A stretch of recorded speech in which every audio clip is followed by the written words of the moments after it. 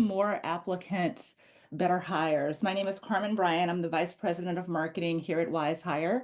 I have been here for 2.5 phenomenal years, maniacally focused on how to help small and growing businesses take the stress and uncertainty out of their hiring process. We're going to spend the next 45 minutes together. So the first 30 minutes will be a conversation between myself and my esteemed partner in crime. And then we will open it up for Q&A at the end. Just a couple of notes, just making sure. So there is a chat icon. That's where I was asking everyone to drop their name and industry. That is a good place for you to dialogue with your peers. If people are asking, not necessarily asking questions, but if people are making comments, anything that you put there is a great place for that. I also might occasionally ask you to drop some things down in the chat as well. There's also a Q&A icon. You might see it at the bottom, or you might need to click on more, and then you'll see Q&A. And that's where you'll go to ask your questions that we will be asking at the end.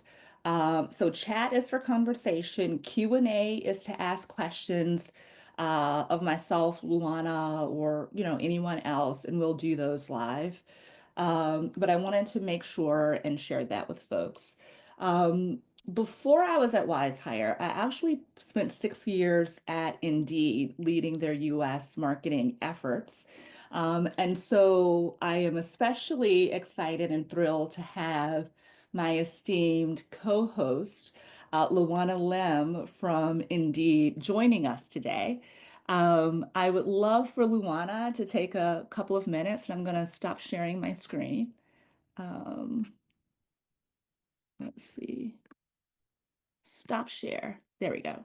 I'm going to have Luana introduce herself and tell us a little bit about how Indeed and Wizehire collaborate. Yes, thank you, Carmen, and hi everyone. So excited to be here with you guys today. So a little bit about myself. I've actually been with Indeed for almost 7 years now, which is kind of crazy. um, I've been 3 years in a partner management role, working with technology partners like Wizehire, and prior to that, I had 4 years of experience in Indeed client success. So what I love about that is really that I truly, truly understand. I've been in the front lines of understanding the client journey, experience, the highs and lows of using Indeed, and so I really love that I can take that experience and apply it to the understanding of I feel like I can connect on an additional level with our technology partners who work with you as well. And really what we do together is we share the same mission, and that mission is to help businesses smile harder, hire, hire smarter and faster. But basically, what I do is, we make sure that we have integrations, that we work together to make the hiring process streamlined. And just easier for y'all. And what that is job posting delivery. It's AI powered recommendations, and just communicating better so that Wizehire and Indeed are on the same page and making the best experience for both employers and job seekers. One last thing I do want to say about the partnership is that, we make sure that Wizehire clients benefit from Indeed's extensive job seeker network. And really, when the two come together, it really is powerful, especially with like Wizehire's coaching and their hiring expertise to make sure that, we're helping you guys get to the right candidates and hire faster and better. Yeah, better applicants, right? More applicants, better hires. Yes. Um, we've, obviously you've learned a little bit about myself and Luana. I would love to learn a little bit about the folks on the call. So we're going to pull up our first poll to kind of see like what your plans are with regard to hirings.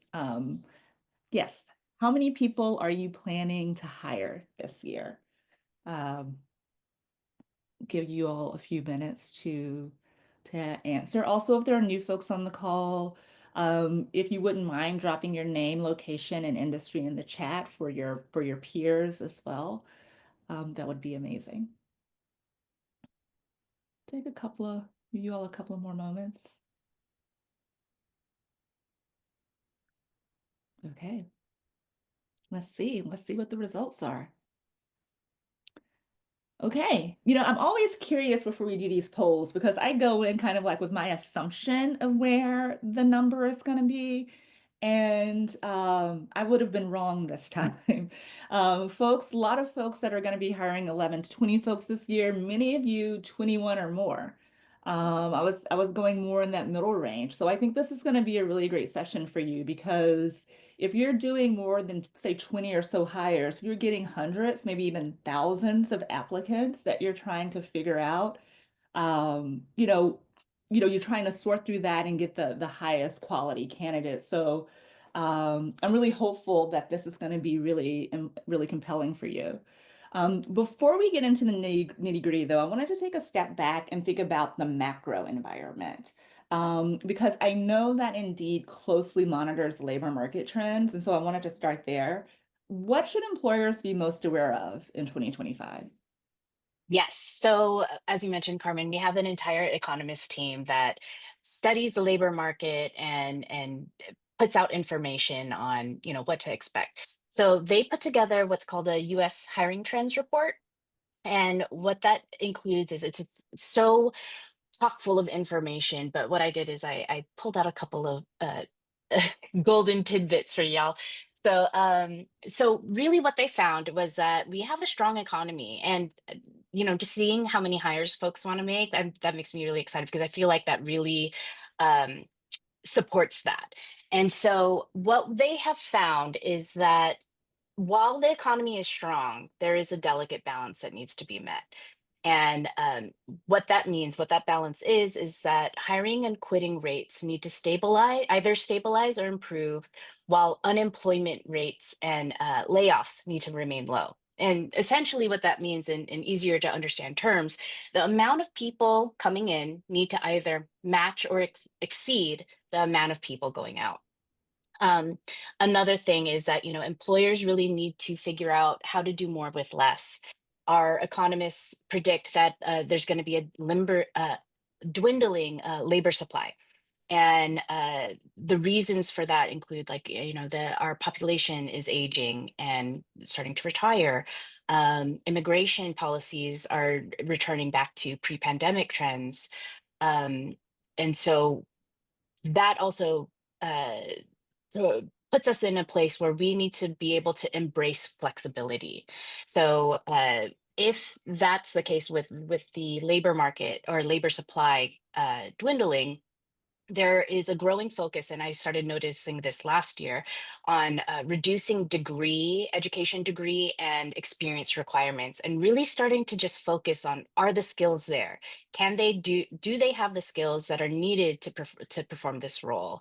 And so those are the different things that, with flexibility, that employers really need to start embracing to face and be flexible with the shortage that we predict.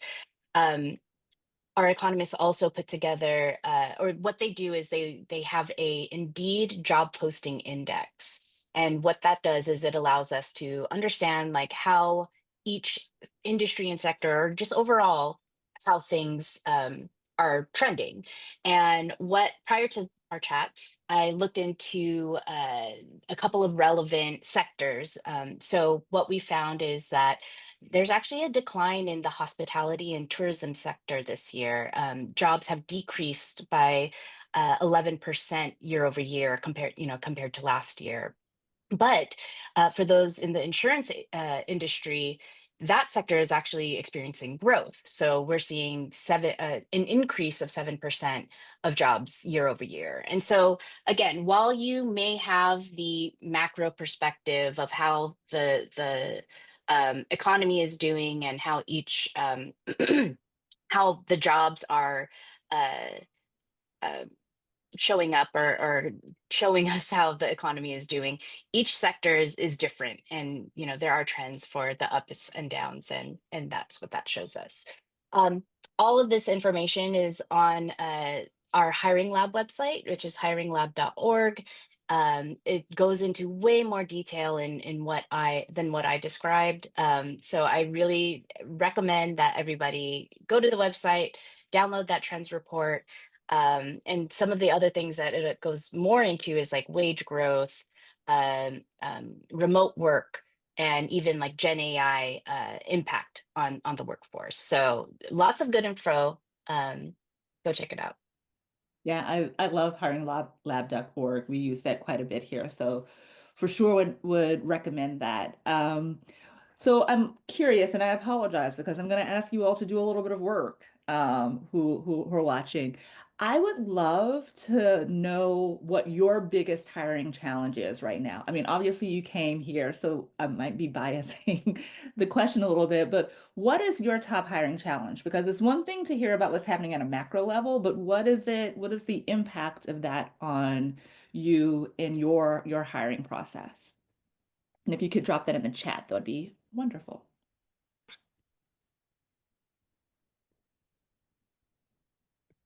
I have some guesses on this one too. Yeah. Is everybody shy? Any like top hiring challenges? I mean, one of the things that I think is interesting about what you are saying, Luana, and then what we hear from customers is that we will often hear, thank you, Heather. Heather gets a gold star. Too many openings and not enough applicants willing to move or qualified. So you kind of hit the nail on the head. I think it's kind of interesting because when you look at how the economy is, it really sounds like it's sort of strong. And so it feels like it's an environment which is very positive for employers. But what we also see is that it creates a different behavior in job seekers. And so there's a lot of applicants, there's a lot of, for lack of a better word, anxiety, even like where they are blasting. And you might be getting a lot of unqualified applicants to roles. And so it's a little counterintuitive, at least it was for me to sort of think about having the strong economy that's supposed to be more employer positive. But the impact of what it means on the ground for folks is that they're not able to cut through to those high quality Mhm. candidates, which of course is, you know, one of the reasons why we wanted to even have this dialogue. You know, not enough candidates to make it through the process, low success rate in our industry for inexperienced candidates, job hopping, finding the right employees for sales. Yeah, I mean, these are all make a lot of sense to me. Um, I want to start like digging in now to like what are some of the things that they can, you know, folks on the call can do to really help cut through like the quantity to some degree Mhm. and get to the quality. But I think we have to start with job postings or job descriptions because I really sort of think of those as being the first impression often that a candidate will have of a company. And so it can be really important. And Luana, I mean, you have a lot of experience, you know, whether in client success or on the partner or as a partner manager. Can you share like what are some of the common mistakes that you see in job postings that negatively impact candidate quality? Yeah. So what I can do, like I think the first thing that that you have to put it the way you think about it is like visibility, right? Making sure how do you get your job in front of applicants, right, or candidates. And what I've done prior to this webinar, this chat, I actually pulled a report that goes into where jobs from Wizehire, like what's their visibility on Indeed.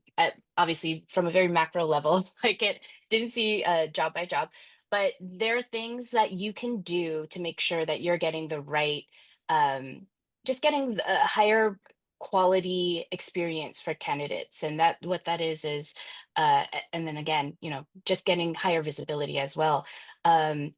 So the top things that I saw from jobs coming from Wizehire, the opportunities that you guys had was making sure that you have high quality job titles. So that includes not putting salary in your job title, not putting shift information, any extraneous information, like even sign-on bonus. Like while employers, in my experience, have I've had employers tell me like, "Oh no, it gives us more applicants. It gives us more. It's eye catching." Really, what it does, what we've seen, is that job seekers don't like it. It feels kind of spammy. It feels like, you know, if you think about the folks who are just trying to get like what catches my eye. I don't have a lot of time, or I'm not going to put a lot of time and effort into the right job for me. What stands out to me, and what am I going to apply to that it takes 2 seconds, especially with Indeed Apply, right? So that's something that could help start to qualify, and that's it's such a small thing, right? And the other thing that I saw was using a confidential or a generic company name. So, sometimes that can't be avoided. Sometimes it's a confidential posting. Sometimes you're hiring for someone before the person that you're getting person that who's in the role is out, right? And so, but just understanding that some of Indeed's policies don't allow that to have organic traffic, to have that free traffic. And so, while you're doing these things that you think might be good for attracting candidates, really understanding that there is that's against the rules on Indeed, and you may have to sponsor your job is the outcome of that. The last thing was for as far as visibility was we call it search manipulation. So really what that is, it's reposting too much. It's location blasting, which is basically you are posting a job. Let's say I saw someone who's in San Jose. I'm in the Bay Area as well, so I'll use San Jose as an example. But you're posting in San Jose, and then you're posting in Los Gatos, Cupertino, like all the surrounding cities around there, and that is not allowed on Indeed. It actually will lead to you getting zero traffic. So you want to think about really being as transparent as possible, having high quality job descriptions, thinking about, it's an advertisement, right? You're advertising your company and working and this role, and you want. I think I had saw something about like job hopping, right? Like making sure that all the benefits and things that make your employees happy are showcased on your job posting. I think it's so critical to have you on this call, Luana, because some of these are things that maybe maybe folks were thinking like having that sign-on bonus or whatever that information is in the job title is going to be really helpful. And in fact, it's the opposite. So I think that's really important. And I promise not to do too many plugs for Wizehire, but I would be remiss if I didn't share the fact that we do have over 300 job templates across industries. And they have been optimized specifically to give you optimal visibility on job boards like Indeed. And you can use them as is, you can adapt them. If you adapt them, one of our Wise coaches will review them before they go live. So we try to make sure that you are set up for success. I'm going to skip around a little bit, Juana, just to keep it exciting. But as you were talking, I thought it would be really interesting for us to start talking a little bit about exact location, because that's something that you brought up sort of location blasting, but we also have talked about the importance of including exact location um, information. I'd love for you to share a little bit about why it's important and how it influences the candidate pool. Yes. So this is a great question, and the thing is that uh, Indeed has heard the feedback before. We are, Indeed Apply is amazing for getting that volume, but what about the quality, right? The qualified candidates. And so we have invested a lot into understanding what levers can go into the back end to improve our candidate targeting.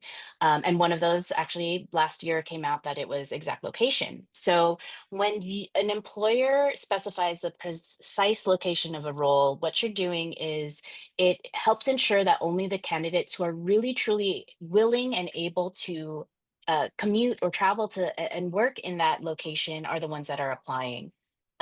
This minimizes mismatches, and it saves time during screening. But really, we have data that shows that job posts with specific and detailed geographic information perform better. Um, One of the data claims that we have is, in jobs that have both Indeed apply, precise location, and salary have 86% more apply starts, meaning that a job seeker is actually clicking on the apply button and are 2.4 times more likely to make a hire than without. So all these things like they matter, and you may not think like, okay, well, maybe my pool will be bigger if I just say the city and state, but really getting down to that exact location, with all the data that Indeed has with the job seeker profiles and understanding where they are and where they're applying, it makes a difference. Yeah. We've heard a lot from our customers about getting a lot of international applicants too. I don't think that this is an issue that is specific to Wizehire or Indeed. And one of the things we did was at the end of January, we launched a location filter to really help that. And so basically, any applicants that come after Feb 1, you'll see how far they are from the actual job itself. And so that should really help a bit with international applicants, which is something that I've heard. But those metrics that you share were really compelling too. So love the data, love the data. Yes. So now we're in a world, we have the job posting, we have visibility, we're getting great quantity, and we're getting people, we're getting great quantity and visibility for folks that can actually come to the job site and do the job because we have exact location. This is our ideal scenario. Now what we want to do is we want to start thinking about the quality piece of the equation. And often that can be a lot harder. I think that really starts with effective evaluation tools. So, what are some ways that folks on the call can better screen and evaluate for quality candidates? My first like and biggest recommendation is going to be screener questions. So if used correctly, it's a super, super powerful tool. I think I've had clients who have even told me, like, I don't consider an Indeed apply a complete application. And the reason for that is because lots of times, especially without screener questions, it's like a lead, right? You're just getting a candidate in, contact information in. But when you start to use screener questions in the right way, it allows you to really start to get down to that quality, right? So, some recommendations that I have is, focus on what are your deal breakers, what skills and qualifications are your must-haves, but also like the delicate balance that I mentioned earlier, right? Uh, Keep those questions broad enough to not discourage a diverse applicant pool. An example is instead of asking a specific, like super specific technical question, um, try think about framing it in a way that's going to tell you a little bit about their critical thinking skills or their problem solving skills. This approach will help you keep a diverse applicant pool, but still identify your key competencies and the things that are really important to you and this role. Another piece of advice is, if, let's say if you have two roles that are very similar and they are looking for a similar skill, um, maybe it's sales, right? And but asking a question for a sales type of role, like a skill that you need for a sales role, ask it one way on one job and then ask it a different way the other, and see what works better. Be flexible and continue. Again, remember, it's an advertisement. There are companies out there who put out advertisements that are different in different locations, and sometimes they can determine, whether things, it's not static. You can be dynamic and test these things out, see what it yields you, and then adapt. Additionally, I think there are things post apply, right? That I know Wizehire has, Carmen, right? So is there something you'd like to say about that? Yeah. I mean, we obviously leverage screener questions, and we do that in partnership with Indeed. Mhm. We also have a proprietary version of DISC called DISC Plus, designed specifically for hiring, which gets at personality and motivators, and we have benchmarks based on role. It's a guide, it's not, a diagnosis. And I also want to say we recently launched a new feature called Talent Match, which takes into consideration both those job-specific screening questions and Disc Plus and potentially location and other things, and can provide a set of recommended candidates so that you know already before you even start looking at resumes, what is the pool of candidates within this application population that is most suited for this role? Because we know, like, the quality is just like it feels like it is the most significant hiring challenge that we're trying to overcome, and just trying to Mhm. figure out ways for people to spend less time sorting and more time, able to spend time interviewing and having conversations with folks that are actually qualified for the role, I think is something that we really want to do. Yeah, So I love that because it's that idea of um it's still keeping the human element, right? Like get all the work smarter, right? Where you can use machine learning and tools to help you get to the right candidate so that you can talk to them and have that human element be part of it. yeah, it's and it's hard. It's hard. It is. Um, and the time goes by so fast. I feel like, my goodness, we're flying. We We've are. also talked a bit about hiring signals, and how those can help to refine candidate quality.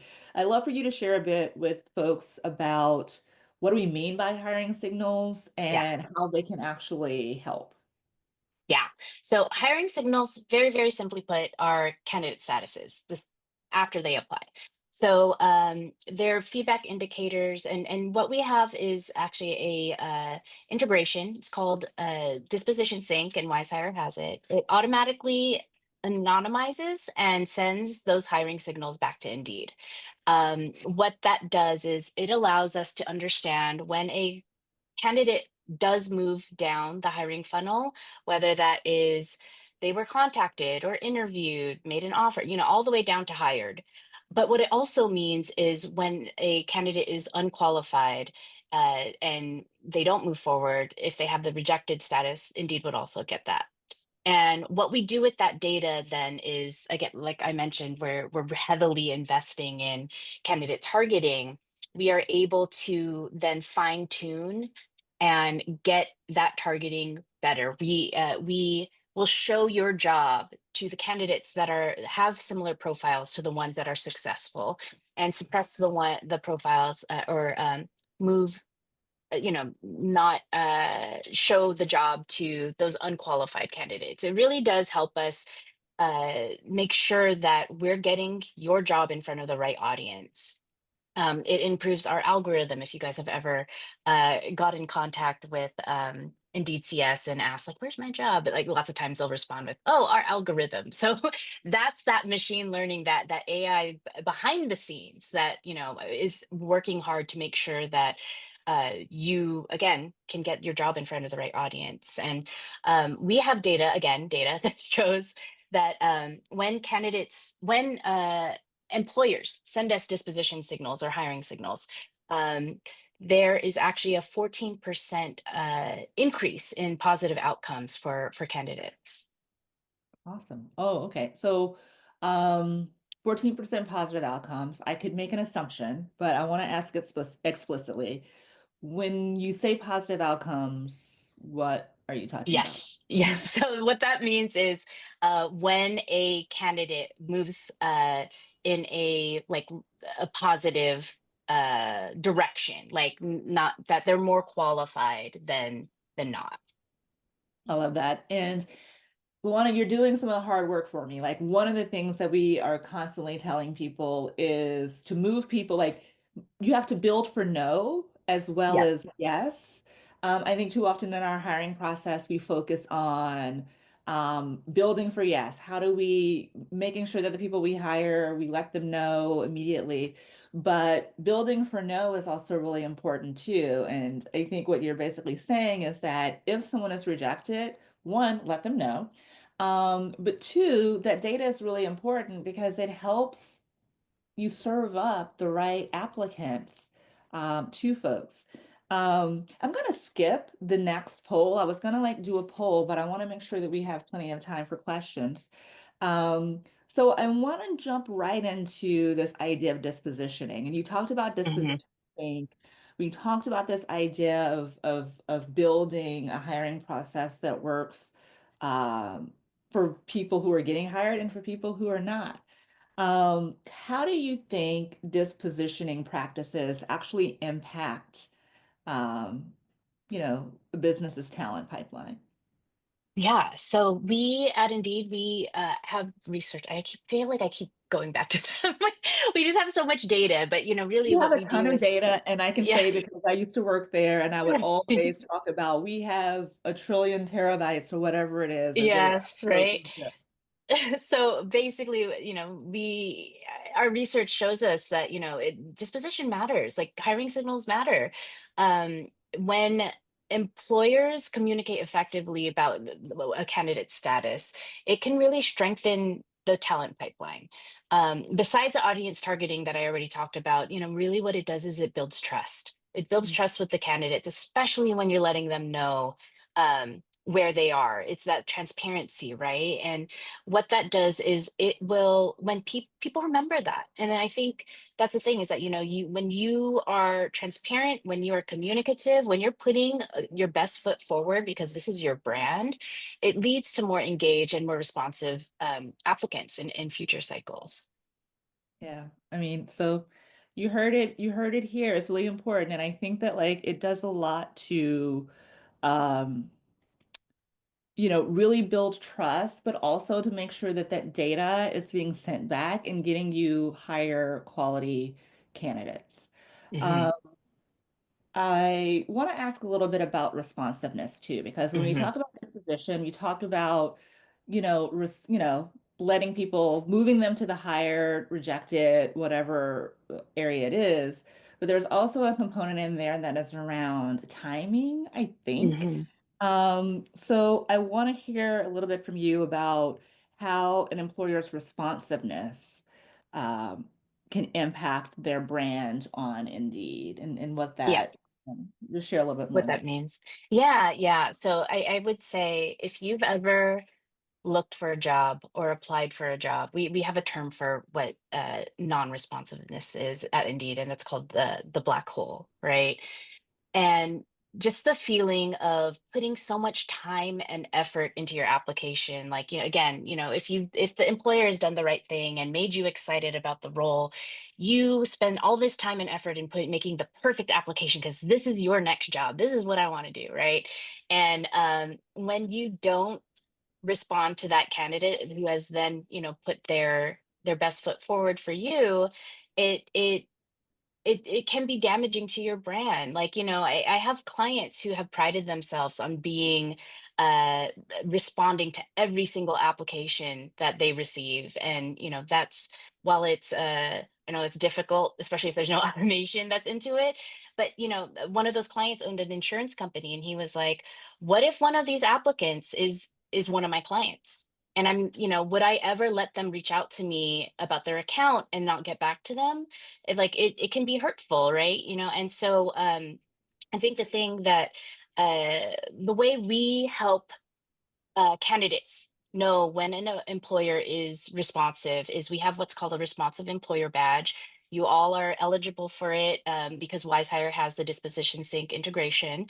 And what that is if you disposition 50 or send hiring signals or update hiring signals for 50% or more of your Indeed apply applicants, you will get a responsive employer badge on the job, on every single job that is on Indeed, and that helps you stand out a little bit more. We've seen a modest improvement in engagement for jobs that have that responsive employer badge. And what it even does is that it'll tell the job seeker, this employer typically responds within, X number of days, and we're able to see that. And so when you start thinking about your brand and your presence on Indeed, when you have these little differentiators like that, it helps you have a stronger brand presence and have a better reputation on Indeed. And I think don't be afraid, and I'm sure no one on the call is, but don't be afraid to lean into technology for this. Because even if you have to set up, automated emails saying, hey, we got your Mhm. we got your application, a human will be reviewing it, or maybe not, but it'll be reviewed in the next couple of weeks and someone will get back to you. I think those little touch points are really important because the black hole is really I think, a significant problem. Mhm. Um, I'm going to wrap it up. I'm going to ask Luana one last question, and then we're going to go into our Q&A. And also to save time, Luana, I'm just going to let you have the floor here. Okay. I would love for you to share one piece of advice, you know, about how to improve Okay. candidate quality. I would say, I feel like there's a lot of focus on what to do in front of job seekers, what to do in, like, that's the job title stuff, the job description, it's advertisement, all the things that I had said, that's all my CS days, right? But the thing that I would like folks to remember today is that there are things you can do on the back end to make to pull again those levers to pull so that Indeed knows who are the right candidates, because I think that again is such the biggest focus for Indeed lately is just how do we improve the quality. So we've, again, like I said, we've invested in that, and the things like exact location, salary, and most importantly, disposition and hiring signals. And if I were to leave you guys with one thing, the most important hiring signals are hired and rejected, because ultimately that tells us what happened to that candidate, and it helps us understand how can we reach the ones that are hired more. Yeah, and what's so great about that is what Luana's talking about is it doesn't require any additional money. It doesn't really require that you do all that much different other than, pull that over into the hired or rejected column, and that data goes to Indeed, and then we can serve up like higher quality candidates. So Yep. thank you, thank you, thank you so much, Luana, for taking time to share your insights.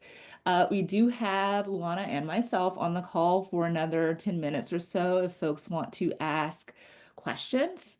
And I'll jump in. So one of the first questions is, what is a good number of screener questions to use? Can there be too few, too many? Um, and That I have points of view here too, Luana. So I'll let you go first. yeah, I'll take it first. So, Yeah. putting my CS hat back on. What we've always said is, the more screener questions you have, the the possibility for higher drop off, right? Especially if you're asking like more in depth, like really like open text questions, like give me more of a paragraph answer than just a do you have X number of years of experience, right?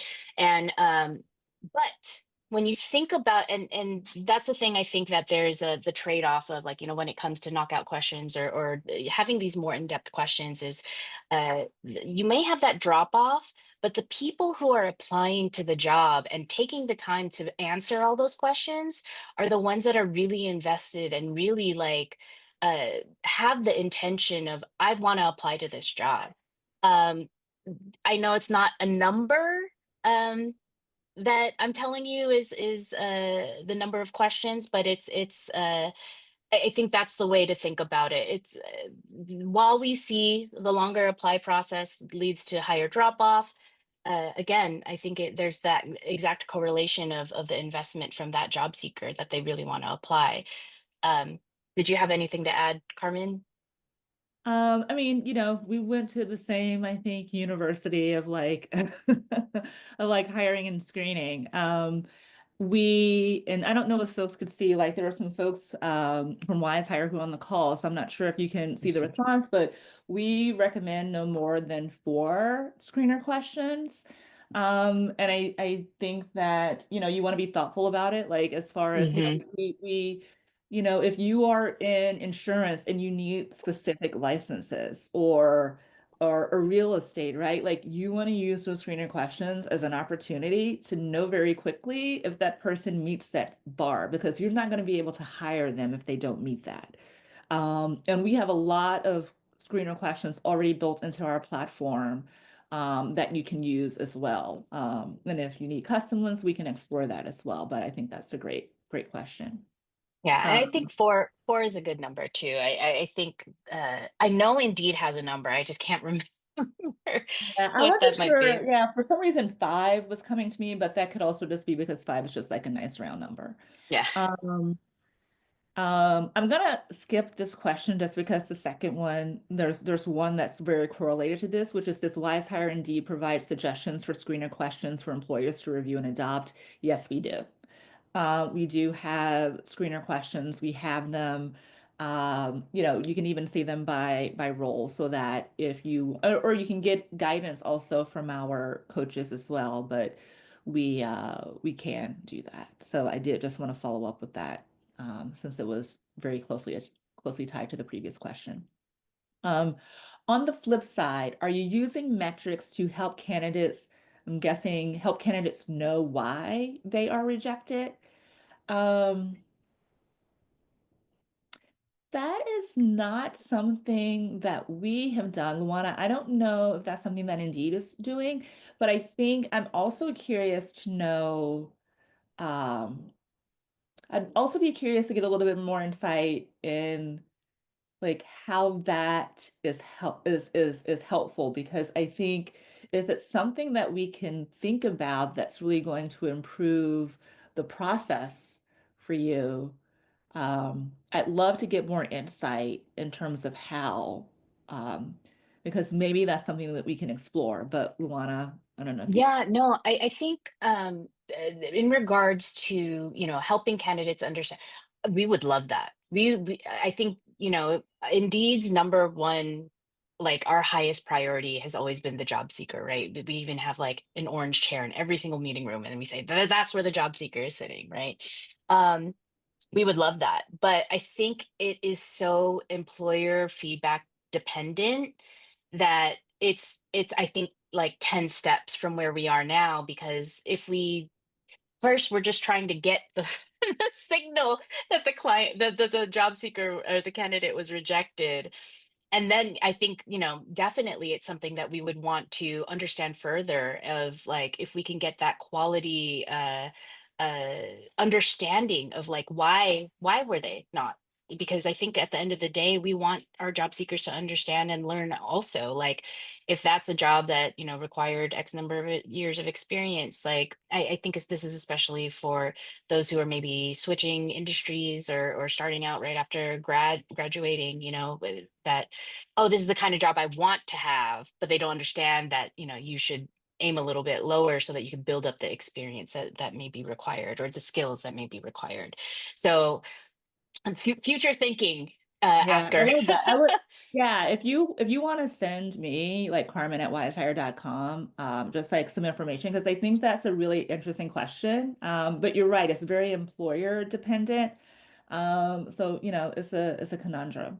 Luana, do you have 5 more minutes? I do. I do. Okay, because I know we have Yeah. some more questions. So I saw a couple that were dropped in the chat as well. Um, there's one that says, will Wizehire ever open up their back-end resume database to allow employers to source for candidates that didn't apply to the specific role you've posted, but are within the local area? So stay tuned. There is something coming. Now, what I will say is that we do try to be similar to Indeed. We do want to be very respectful of job seekers' information. Like, we don't want to just be giving access, because often people have, personally identifiable information in there, and we don't want that to necessarily be, available. But there's something coming very soon, which will basically enable that. It's not the same as sourcing resumes, but it's like serving up those job seekers. So I think that is a great question. So stay tuned. Another question is, why do employees with um, unrelated maybe Experience. experience, apply Yeah. for a position like dental hygienist, apply for sales or telemarketing. So that's an interesting question. I mean, I think it's probably dependent on every job seeker. I think one thing Hmm. I will talk about is some of what Luana was sharing earlier on about the macro environment and how that's, changing behaviors in job seekers who are spamming, for lack of a better word, and applying to just like a broad swath. So I'd say that's the more cynical answer.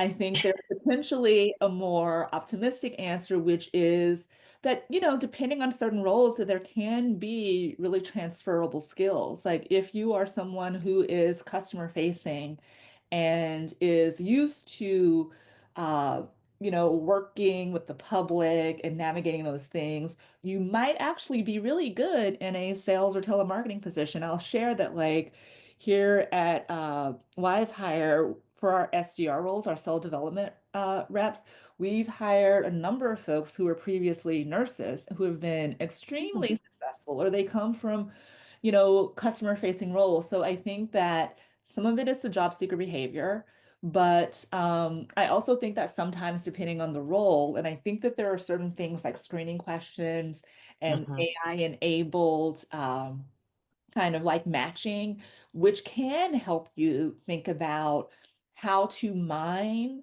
for candidates in non-traditional places. So that's sort of my, PSA there. Yeah. Yeah, I would say the same thing. It's like you never know what's going on in a person's life, a job seeker's life, that it might seem like the most like you what are they thinking, right?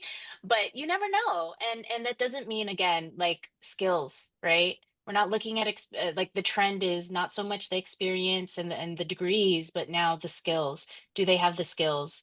And again, as someone who has changed, I've changed my career path a couple of times. Believe it or not, I started out as a web designer, and like, you know, and then I moved into to different roles, and it's just you don't know where a job seeker may be coming from, especially, those who maybe are willing to move, or there's always something, and I think there's a story, and if you are open and willing enough to explore that, or at least see, like what would make you want to go from that to this, I think it's something worth looking into. We have one more question in Q&A. It says, do you have the option for the questions to be answered and recorded on video? What I will say is that Wizehire has been testing a video interviewing functionality. It's probably not something that has been served out more broadly, but if you are interested in potentially testing that, again, send me an email. I think I mentioned Carmen@wisehire.com and let me know. We've explored both two-way video interviewing, meaning like, you actually can do the video interview. And then I think what you're talking about is something that's more one way, where you can actually get people to answer the questions. Because in certain industries and in certain roles, to have that person or to see that person actually having that, speaking back to you, I think is a critical part of the evaluation process too. So the answer to that is yes. It's something that we've been more kind of like in the beta test sort of space though. So send me a quick email and let me know. I would say, as far as the Indeed portion of that is concerned, we wouldn't support that. It would be a post apply type of thing, or it would Yeah. have to be. Yeah. Yeah. Um, okay. Well, I think we are, we're a little over time. I really appreciate all the folks who are able to stay and, spend more time with me. Luana, thank you so, so much. Yes. As always, your insights are so helpful.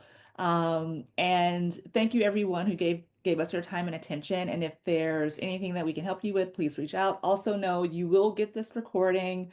You'll also get a follow-up survey where we'll ask you to give us some feedback. And until the next time, everyone have a great rest of your day and a great Yes. rest of your month. Thank you. Thank you, Carmen. Thank you, everyone. It was so wonderful to speak with you guys. So Thank you. Okay. take Bye. care. Bye.